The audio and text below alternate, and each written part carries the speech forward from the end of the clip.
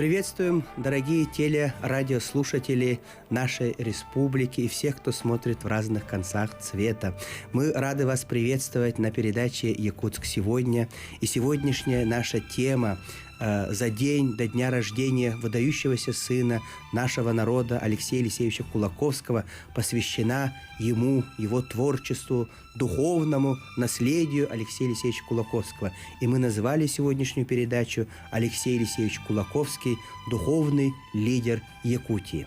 С вами передача «Якутск сегодня» и его приглашенный ведущий Юрий Семенов. За редакторским пультом Мария Новгородова, Михаил Эверестов, и подготовила в том числе эту передачу режиссер Светлана Вишнякова. Сегодня в нашей студии, дорогие гости, это Светлана Дмитриевна Дарбасова, кандидат педагогических наук, старший научный сотрудник Института Алексея Елисеевича Кулаковского, колыбели якутской интеллигенции нашего Северо-Восточного федерального университета имени Максима Кировича Мосова. Здравствуйте. И Дарбасова Анастасия Григорьевна, ведущий специалист Республиканского образовательно-методического центра в сфере национальных отношений Дома дружбы народов имени Алексея Елисеевича Кулаковского. Здравствуйте. Здравствуйте. Мы сегодня с вами поговорим об уникальной личности для нашей республики. Но прежде чем начать, я хотел бы попросить наших режиссеров показать небольшой видеоролик и небольшую картину, которую нарисовал 13-летний учащийся Покровской художественной школы, которую возглавляет Александр Васильевич Харитонов. Автором этой картины является Артур Гребнев.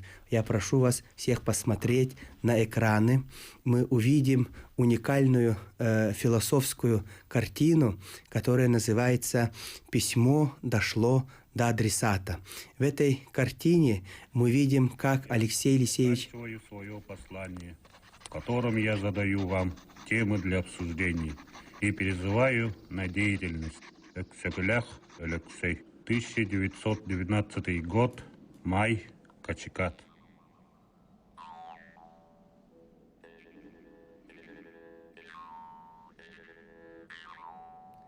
И мы видим на этом удивительном рисунке, как 13-летний мальчик Артур Гребнев нарисовал, как в Балагане в 1912 году Алексей Елисеевич пишет письмо якутской интеллигенции. Это уникальный памятник. Вонна гражданин праптырын ытыхпем, вонна араңатчылым.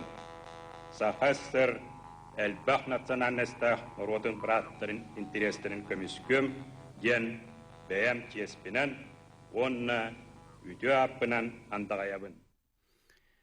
И в центре, наверху, флаги республики, арктическое солнце, белое солнце нашей республики, и на нем нарисован Михаил Ефимович Николаев, который в жизнь воплотил практически все большие идеи, мысли, чаяния Алексея Елисеевича Кулаковского.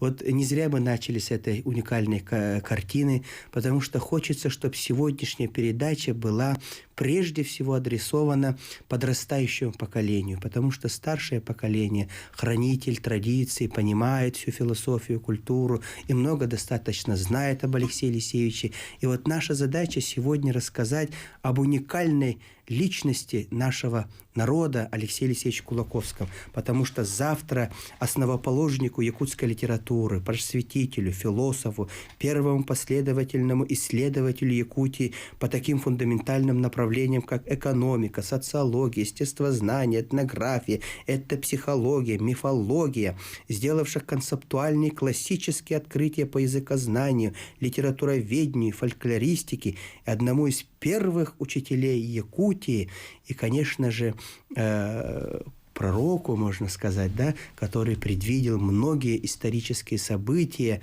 происходящие в мире, описал, рассказал и предостерег об этом свой народ. Алексею Елисеевичу Кулаковскому исполняется 146 лет. В прошлом году мы это событие отмечали поистине народному, и 16 марта в прошлом году мы начали большую традицию, посвященному дню рождения, называли его «Эксекулях Сардангата», «Свет Кулаковского», и в день его рождения мы призвали, чтобы чтобы в каждом доме, в каждой семье провели такую акцию и зажгли свечу Алексея Елисеевича Кулаковского, чтобы загорелась живая свеча, и чтобы не просто зажгли, а чтобы в этот день обсудили его фундаментальные труды, его чаяния, его идеи. И что удивительно, в прошлом году первая свеча была зажжена в балагане рода Алексея Елисеевича Кулаковских в Татинском Улусе, и сделала это его внучка Рива Риасовна Кулаковская, и передала всем школам нашей республики. И в этом году это на традиции, очень надеемся, что продолжится. И почему свеча была выбрана, это не случайно. Именно теплом и светом свечи каждый может почувствовать, да, собственно, отношение к Кулаковскому. Помните прошлогоднюю акцию? Скажите, пожалуйста, немножко, пару слов, и как она будет в этом году, может быть, проводиться в ваших организациях, и как воспринял это население нашей республики. Саня Дмитриевна, с вас, может быть, начнем. Если немножко вспомнить прошлогоднее, что можете сказать? Да, мы сразу поняли, что это что-то новое. И участие многих школ, да, общественности, с организацией, с учреждений были отправлены в виде сообщений и так далее. Да? В этом году мы собираемся тоже в Институте Кулаковского зажечь свечу, и чтобы эксекуляр Сардангата, совет Кулаковского в нашем институте тоже стал греть, как говорится, своим теплом. Да? Я думаю, что это начало большого движения, которое объединяет людей, да, именем Кулаковского. Я думаю, что это очень хорошая идея, которая будет развиваться и будет поддержана народом. Да, спасибо. Анастасия. Да, мы в прошлом году тоже принимали участие в этой акции «Свет Кулаковского». Мы всем Домом дружбы народов зажгли свет Кулаковского, эксекуляр Сардангата. И в этом году тоже мы завтра в 10 часов все вместе дружно будем также принимать участие. Это начало мероприятия в Доме дружбы народов имени Алексея Елисеевича Кулаковского. Да, то есть народ воспринял, можно сказать, эту акцию, конечно, очень добро и хорошо.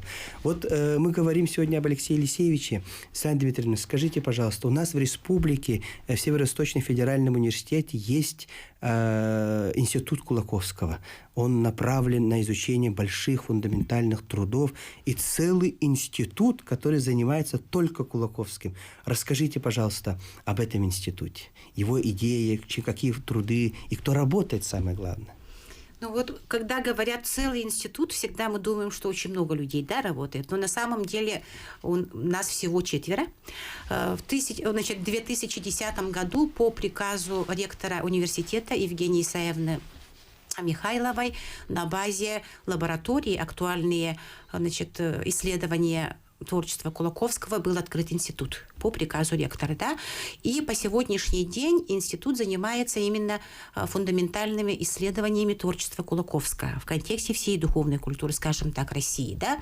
Но главная цель нашего института – это академическое издание полного собрания сочинений Кулаковского в 9 томах. Первые 2 тома вышли, вот-вот выйдет 3-й том. Первый том – это поэтические произведения Кулаковского с лингвистическими, текстологическими и реально-историческими комментариями ученых.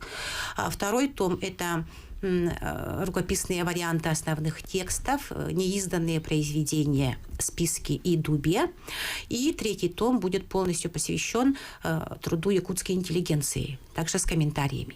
Пока 3 тома, а в дальнейшем будут опубликованы труды по якутскому языку, труды по этнографии, по естественным наукам и так далее. На сегодняшний день наследие Кулаковского позволяет именно работать над академическим изданием. То есть полное собрание сочинений, последний том, это будет эпистолярное наследие Кулаковского, да, человек, скажем так, объем, да, его трудов, того, что им было создано, значит, для своего народа, найдет именно отражение в этом полном собрании сочинений. Институт работает, кроме этого, у нас есть, значит, свой журнал с прошлого года, то есть с 2021 года, «Вопросы национальных литератур». И является приложением, это электронная серия, и является приложением научного рецензируемого журнала «Вестник Северо-Восточного федерального университета». Да? То есть там, значит, публикуются статьи, которые именно посвящены исследованиям по национальной литературе. Так. Далее, значит, у нас еще есть магистерская программа, и работает текстология и литературная критика. И, значит, в институте под руководством главного научного сотрудника нашего института, это директор института, профессора Прасковьи Васильевны Сивцевой, работает научная школа, тоже нацеленная на изучение творчества Кулаковского. Большая титаническая работа ведется. Она ведется, конечно, это научно-исследовательский институт, там научная работа.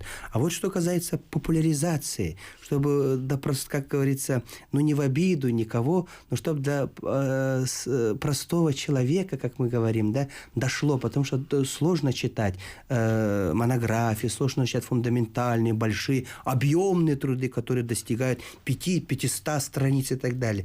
А вот ведет ли институт, или, может быть, кто-то в республике еще ведет именно популяризационную работу огромнейших идей Алексея Елисеевича Кулаковского, потому что его идеи, они ведь жизненные, не зря в народе говорят, это Алексей Елисеевич Конфуций народа Саха. И почему так говорят, кстати, Александра Дмитриевна? Ну, сразу несколько вопросов у вас, да? Да. По-моему, первый вопрос о популяризации творчества Кулаковского. Ну, конечно, мы структурное подразделение университета, это научно-исследовательский институт, но кроме издания, значит, 9-томника, мы еще работаем над массовым изданием. Значит, Людмила Рясовна Кулаковская, первый директор нашего института, она начала именно массовое издание работ Кулаковского, да? Конечно же, он родоначальник, основоположник якутской литературы, но в первую очередь, конечно, он поэт, но, значит, научные труды Кулаковского начинают уже издаваться. Людмила Рясовна, значит, работала, это ее последняя работа, была издана книга «Труды по якутскому языку», да, то есть это удобные книги, ну, скажем, не такие, как там 700-800 страниц, как, допустим, тома полного собрания сочинений, это удобные книги, которые, значит, рассчитаны на массового читателя. Что касается, значит, то есть массовое издание, это раз, да? Так, во-вторых, мы проводим семинары, значит, проводим такую широкомасштабную работу со школами нашей республики. И уже, значит, который год, более 5 лет уже работает подсекция наследия Алексея Елисеевича Кулаковского в конференции «Шаг в будущее». И наши победители нашей подсекции, они получают рекомендации для участия в российских научно-практических конференциях. Это для школьников. Да, для школьников. Так, что касается популяризации среди народа, то мы начинаем активно сотрудничать с Домом дружбы народов Кулаковского. Я думаю, про наши мероприятия расскажет Анастасия, да. И с вами, уважаемый Юрий Иванович. Вот, я хочу задать вопрос. Если мы сказали, уже затронули, что у нас есть в республике целый институт, который занимается фундаментальными научными исследованиями, а наша задача, библиотека, организация, культура, образование, это вот опираясь на труды науки, которые объективны, уже популяризировать. Скажите, пожалуйста, у нас в республике есть целый дворец, огромный дом дружбы народов, который носит имя Алексея Алексеевича Кулаковского. Расскажите об этом доме, какую миссию вы несете, вот, нося имя духовного лидера нашего народа. Ну, Дом дружбы народов имени Алексея Алексеевича Кулаковского гордо носит его имя. Наш Дом дружбы народов, он носит и популяризирует цель о том, чтобы вот в нашем республике проживает более 130 народностей, чтобы они жили в нашей республике в мире и согласии, как и сам Алексей Алексеевич Кулаковский завещал своему народу. Да? И в прошлом году, в 2022 году, к юбилейной дате, к 145-летию в Доме дружбы народов было объявлено годом Кулаковского. И в рамках этого мероприятия у нас, этого года у нас проведено ряд мероприятий. Это, самые значимые, это онлайн-лекторий, музей как средство межкультурной коммуникации. Мы съездили в Татинский район, в Аймяконский район. Мы встретились с музейными работниками. В музеях побывали там, где хранятся материалы по Кулаковскому. И отсняли материал и также опубликовали на нашем сайте. Это лектории. Также со школами у нас проводится урок гражданственности о жизни и деятельности Кулаковского. В конце мы обязательно проводим викторину, чтобы понять, что дети поняли ли информацию, знают ли его произведения. И в Аймяконском районе также мы встретились со старейшинами Аймякона, и с первоисточника мы узнали информацию очень много об этом. А у нас в республике есть музей Алексея Алексеевича?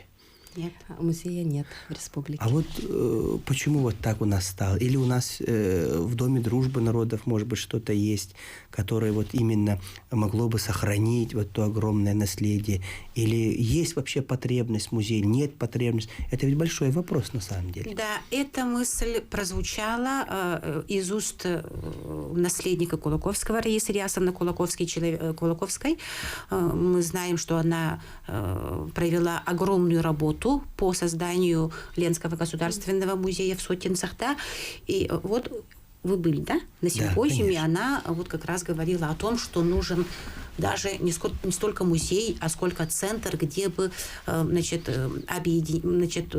объединены, не только, материалы, которые освещают жизнь и деятельность Кулаковского. Это его личные вещи, редкие книги и так далее, но и центр, который посвящен вообще классикам якутской литературы. Да?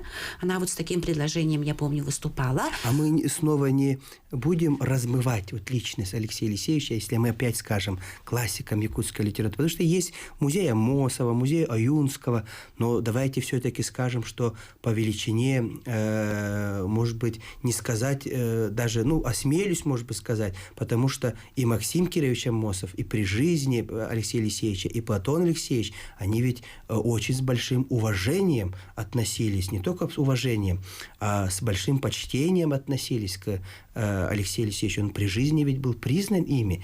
Для них есть музей.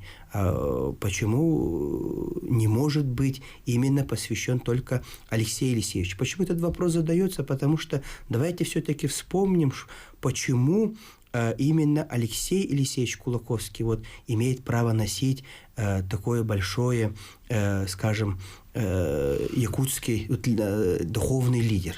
На чем опирается этот тезис? Как мы это можем обосновать, Светлана Дмитриевна? Алексей Алексеевич Кулаковский – человек, который первым совершил переворот в национальной словесности, да, который связан с эстетическим воздействием его произведений на людей. Мы знаем, что до появления произведений Кулаковского у якутов вообще не было понятия «когон». Так ведь, да? И именно, творчество Алексея Алексеевича Кулаковского, именно в его творчестве произошло кардинальное размежевание зарождающейся якутской литературы от фольклорных традиций, да? И этот вопрос очень хорошо исследован в трудах Надежды Володаровны Покатиловой, что этот поэтический феномен творчества Кулаковского, когда происходит переход от устной традиции к традициям литературным, да, является именно действительно тем событием, который, в общем-то, откуда пошла якутская литература. Мы, конечно, не умаливаем нисколько значения. Якутская мысль сама по себе, которая в литературной форме была передана, правда? Конечно, до Кулаковского были, да, отдельные создания, литературного текста, да, допустим, та же драма Василия Васильевича Клюмюля «Манчары», «Разбойник Манчари» и так далее, да, но он замечательный литературный однодум. А создание литературы произошло именно в творчестве Кулаковского. Да. Я бы еще добавила, что еще будучи... Дорогие телерадиозрители, мы сейчас прервемся на небольшую рекламу и обязательно продолжим разговаривать с вами на очень фундаментальный вопрос истории, личности и трудов Алексея Алексеевича Кулаковского.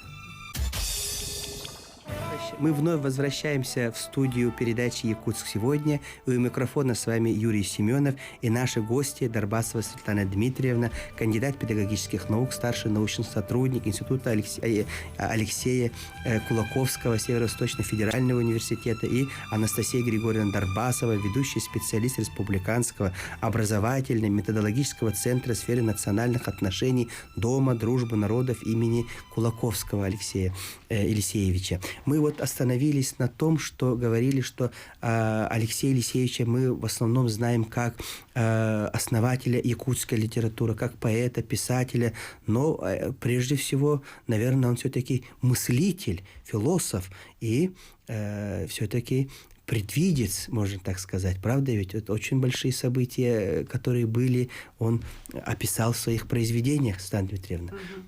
Ну вот я заканчиваю ту мысль, которую я начала еще до перерыва, да. Еще будучи учеником реального училища, Кулаковский, значит, в сочинении «Главнейшее достоинство поэзии Пушкина», он писал о Пушкине. Он обнял своим талантом русскую жизнь, да, и вот так же Алексей Алексеевич Кулаковский своим большим талантом обнял весь наш якутский народ, да, то есть, значит, он был очень большим исследователем. Им были не только собраны, да, но и систематизирован огромный материал по верованиям якутов. И вот заметьте, да, значит, в своих научных трудах Кулаковский всегда размещал предисловие, где он точно указывал, для чего эта работа им была проделана. Да?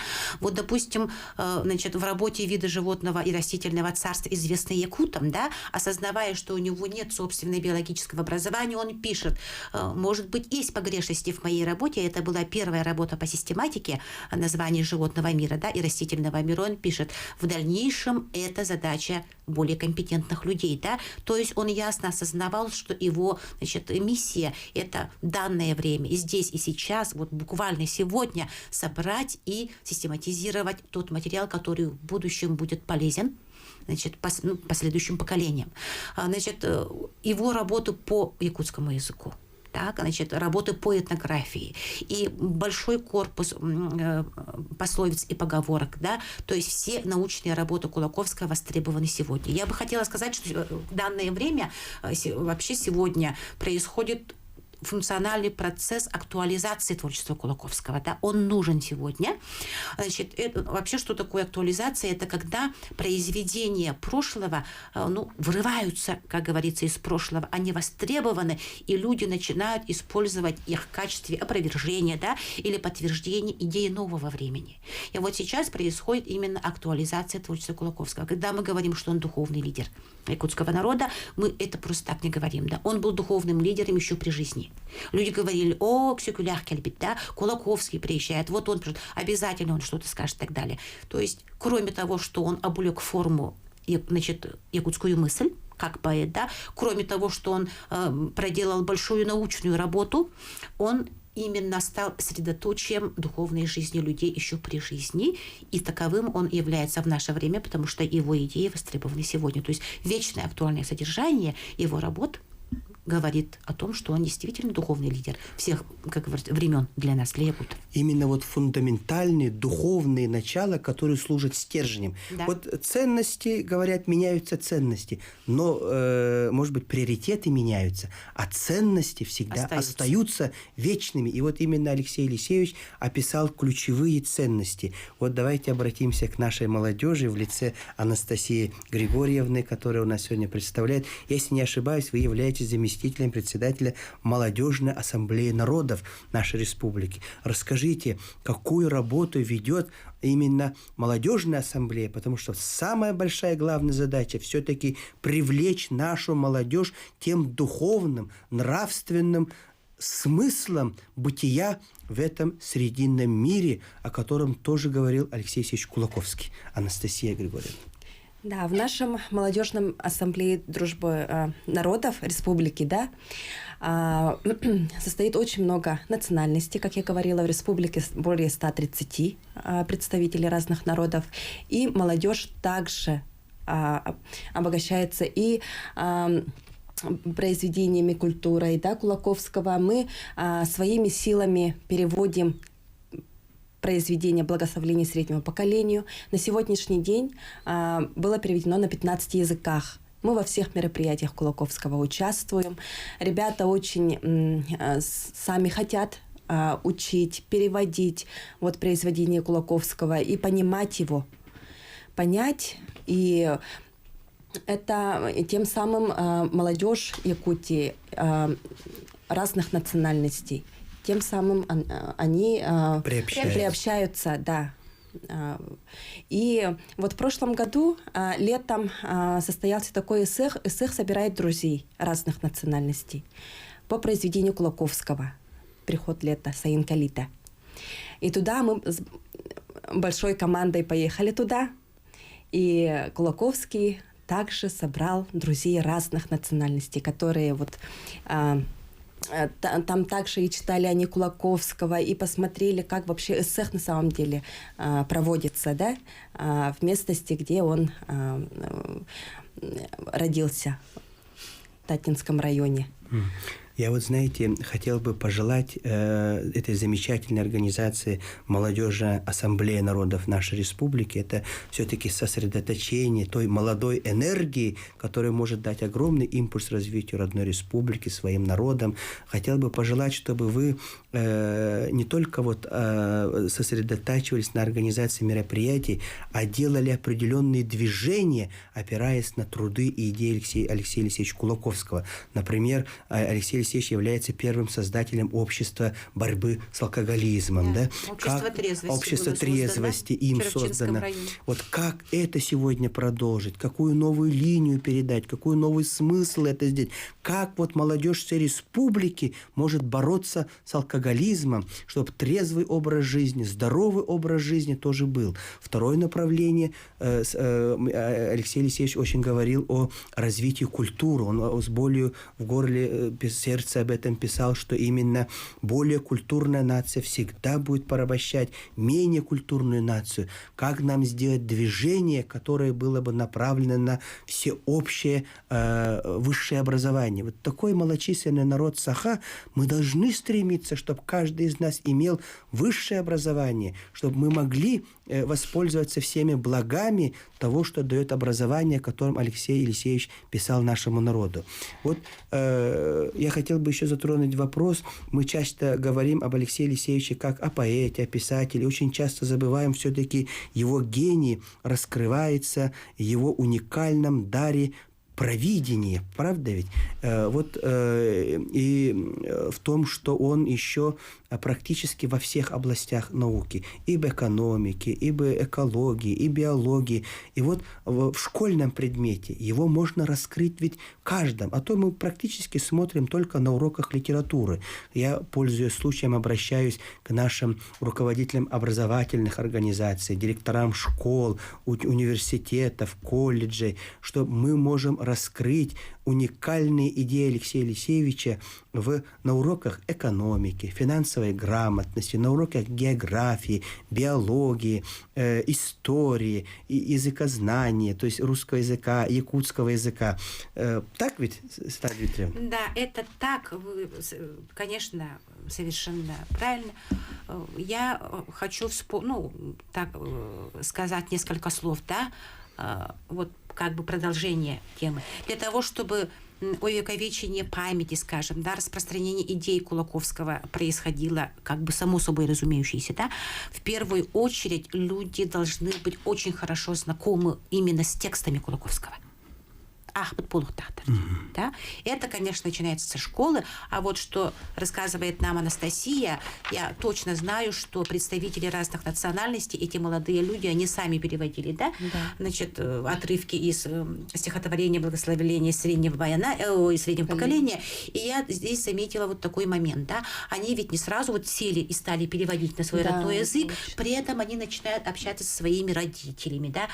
Ищут какие-то синонимичные моменты своего языка. Кто-то там в Армению звонил, да, кто-то из Тувы там что-то получал, я помню, там какой-то словарь и так далее, да. То есть вот начинает проникать Кулаковский именно бытует таким образом. Помните, мы с вами, когда провели трибьют-презентацию, да, это мероприятие было, ну, можно сказать, определено как практическая часть симпозиума. Да. Да, когда вот на симпозиуме уже было сказано, что действительно Алексей Алексеевич Кулаковский – это духовный лидер нашего народа, а на практике, как сегодня Кулаковский среди нас бытует, да, как он живет, где он сегодня Кулаковский, вот на эти вопросы именно ответила трибьют-презентация. Мы с вами увидели. Он во всем. Да, и, как говорится, и, значит, в произведениях народных умельцев, да, были представлены не только наши классические театры, но и народные театры были представлены, и впервые ученые вышли на сцену на прямое общение, как говорится, с народом. С аудиторией. Да. И поэтому, мне кажется, эта презентация удалась, и мы с вами действительно увидели, что каким образом Кулаковский сегодня находится среди нас. Это ведь тоже подтверждение того, что он является частью нашей жизни, да? Частью нашей жизни. Я бы сказал, лучшей частью нашей жизни, правильной, духовной, осмысленной. Я, например, помню, как он заставляет задуматься об образе женщины, которая вот актриса, если не ошибаюсь, театра Лонхо и Саха-театра, да, показывали во время трибьют-презентации, как показывали определенные отношения родителей к своим детям, детей и в обществе, мужчин и женщин, да, взаимоотношений, как это очень интересно описывает Алексей Елисеевич, и как это обыгрывается сегодня народными театрами, которые вот таким образом стараются вещать народу о тех проблемах, которые фундаментально остаются, показать где-то сатирически, где-то глубоко, так скажем, в тяжелых формах показать, как это со стороны, может быть, смотрится в других образах, чтобы мы порой, может быть, в том числе не повторяли такие ошибки. А вот следующий вопрос. Вот трибьют-презентация, она была уникальна тем, что сочетала большое количество различных жанров. Мы послушали и ученых, мы послушали, и мы посмотрели и различные сцены из спектакля, из произведения Алексея Алексеевича Кулаковского. Вот как улусы могут провести? У нас ведь огромное количество сел, наслегов, где есть прекрасные самодеятельные творческие коллективы. Какое пожелание могли бы мы им сказать, Анастасия Григорьевна, Светлана Дмитриевна? Чтобы они в том числе тоже у себя проводили такие мероприятия. Сказать можно, чтобы они привели, да? А вот трибьют-презентация, она должна была именно обозначить народную инициативу, да? Когда мы в постановке Хатасского народного театра увидели городских девушек Кулаковского, это было очень живо, да? Обычно сон шамана ставит, да? Или какие-то там сборные отрывки из произведения Кулаковского, да? Какие-то композиции обычно имеют место в театральных постановках. И я, значит, именно вот волнение, можно сказать, да, во время подготовки к этой презентации, когда к нам уже начали выходить люди, да, звонили из Нюрбинского, допустим, района, со всей республики звонили и просили: включите нас, у нас тоже есть о Кулаковском материал и так далее, да. И даже приехали с Татинского района, с Чечемаха, с подушками, потому что там есть балаган Кулаковского, и, значит, всем селом, как говорится, они готовили вот эти перины, подушки, да, и когда вот мужчина идет на охоту, он точно знает, что он обязательно должен качественно эту утку ощипать, чтобы сдать балаган Кулаковского, да, и вот это вот пространство, Это совместное проживание социальной жизни, опять-таки, именем Кулаковского, да? Или, допустим, артисты тех же народных театров, когда они сегодня, вместо того, чтобы готовить ужин, допустим, мама идет на репетицию, да, и отец начинает выполнять свои какие-то семейные обязанности. Это, опять-таки, бытование Кулаковского среди нас. Мы с вами видим, что он возвращается. Я не просто так говорю «возвращается», потому что, действительно, я не буду говорить о 60 годах, да, когда пытались, чтобы народ забыл имя Кулаковского, он медленно возвращается, как говорится, медленно, наверное, да, здесь и наука, и общественные организации и так далее. Значит, все, кто... я не буду говорить почитатели таланта, да, все те, кто понимает Кулаковского таким, какой он есть, сегодня работают над возвращением имени Кулаковского родному народу. Все. Да. Анастасия, как бы вы сказали, какое обращение можно сделать нашим... в каждом селе ведь есть Дом культуры. Как они могли бы с вами подружиться, и какой пример они бы могли сделать? Да. Мы, конечно, сотрудничаем с другими домами культуры. И вот Кулаковский нас объединяет. Мы всегда открыты. По Кулаковскому мы можем сделать определенно разного уровня большие мероприятия. И к этому нужно приобщить и молодежь. Вот молодежная ассамблея, она же республиканская, наша. Поэтому и по всей республике мы с ними работаем. И по этой линии мы верно идем к распространению и, скажем, возрождению, да, и, Алексея Алексеевича Кулаковского среди молодежи. Чтобы его идея, она донеслась до молодежи, и хоть и разных национальностей, и в домах культуры. Это один из, наверное, тех правильных дорог, по которому наш народ, как народ, может остаться. Да. Вот я бы хотел, скоро мы закончим нашу передачу, буквально остается несколько минут. Очень важный момент. Алексей Алексеевич, наверное, один из самых достойных людей, который может о народе Саха рассказать миру. Так ведь мы, это наш флагман, наше лицо.